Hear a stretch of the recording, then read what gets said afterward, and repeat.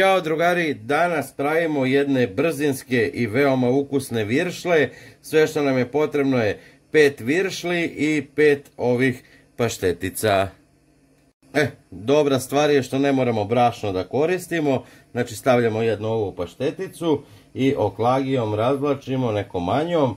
Ovako otprilike duplo veća nego što je ona bila pre samog razvlačenja. Isecite na pola. Odvojite, stavite ovako ukoso, uzmite viršlu i samo lagano urolajte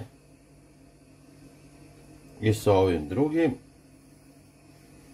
spojite ovdje na sredini i isto do kraja.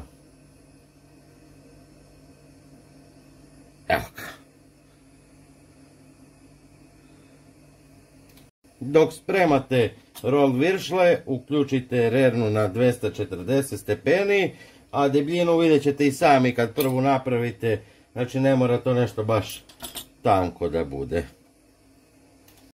Kada ste sve završili, ja ću uzeti samo preko 3 da premažem sa jedno jaje, čisto da vidite kako će to da izgleda i da bacim malo susam, a 2 ću da ostavim bez.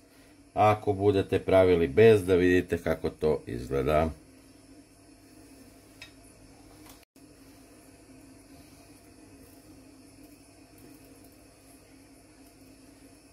I stavljamo u rernu na 240 stepeni.